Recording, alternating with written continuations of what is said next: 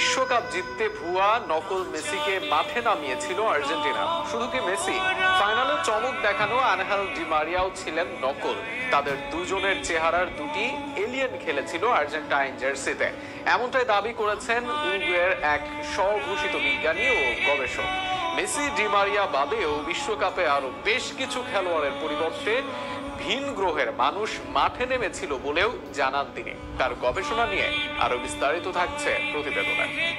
৩৬ বছরের আক্ষেপ মেটাতে মাঠে নামলেন মেসি, হেরে বসলেন সৌদি আরবের সাথে। অথচ সেই আর্জেন্টিনায় জিতল বিশ্বকাপ। টুর্নামেন্টের সেরা খেলোয়াড় হলেন লিওনেল মেসি। অথচ সেই বেলা শেষে পেনাল্টি বিতর্ক, রেফারির পক্ষপাতিত্ব ছাড়াও নতুন এক বিতর্কের সৃষ্টি হলো। আর্জেন্টিনার জার্সিতে নাকি খেলানোই হয়নি মেসিকে, বরং ভিন গ্রহের মানুষ অর্থাৎ এলিয়েন দিয়ে খেলিয়ে বিশ্বকাপ জিতেছে আর্জেন্টিনা। প্রকাশ পেল এমনই এক খবর। উরুগুয়ের এক স্বঘোষিত এলিয়েন গবেষক দাবি করেছেন এমনই কিছু হাস্যকর তথ্য। ইউটিউবে লরের সঙ্গে এক সাক্ষাৎকারে এসে এমন চমক জাগিয়েছে পেদ্রো গঞ্জালেস। সেই সাক্ষাৎকারে যা যা বলেছেন তাতে মেসি ও ডি মারিয়ার ক্লোন আর্জেন্টিনার হয়ে খেলেছে, এটি সবচেয়ে কম চমক জাগানো। আছে আরও হাস্যরস জমানো কথা। তার দাবি ২০২২ বিশ্বকাপ আর্জেন্টিনাকে জিততেই হতো, আর তা নিশ্চিত করতে দল একাধিক ক্লোন ব্যবহার করা হয়েছে। বিশ্বকাপ ফাইনালে গোল করা দুই ফুটবলার মেসি ও ডি মারিয়াও নাকি ক্লোন ছিলেন। সেটি তিনি কিভাবে বুঝতে পেরেছেন তা জিজ্ঞেস করায় উত্তর দেন, মেসির কান রূপকথার প্রাণীর মতো উপরের দিকে খাড়া, কিন্তু বিশ্বকাপে মেসির কান গোল ছিল। আর আর্জেন্টিনাকে কেন বিশ্বকাপ জিততে হতো, এর উত্তরটা ছিল আরো বিচিত্র।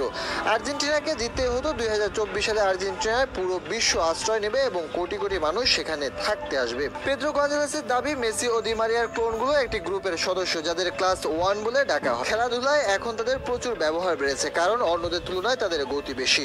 শুধু আর্জেন্টিনা নয়, অন্য দলেও ক্লোন ব্যবহার করেছে বলে দাবি উরুগুয়ের এই স্বঘোষিত ইউফোলজিস্টের। ফাইনালে হ্যাট্রিক করা ও টুর্নামেন্টের সর্বোচ্চ গোল স্কোরার কিলিয়ান এমবাপ্পেরও দাবি ক্লোন খেলেছেন বিশ্বকাপ। তার দাবি কাতারে ক্লোন ভর্তি ছিল, সবাই তাদের দেখলেও বুঝতে পারেনি কেউ, এমবাপ্পেও সেই ক্লোন। শুধু আর্জেন্টিনা বা ফ্রান্স না, প্রথম আফ্রিকান দল হিসেবে বিশ্বকাপের সেমিফাইনালে ওঠা মরক্কো দলের ব্যাপারেও একই মত পেদ্রো গঞ্জালেসের। তার দাবি, দলে একাধিক ক্লোন থাকার কারণে সবাইকে চমক দিয়েছে মরক্কো। ক্লোন ছাড়া নাকি এমন কিছু সম্ভব হতো না আরব দলটির।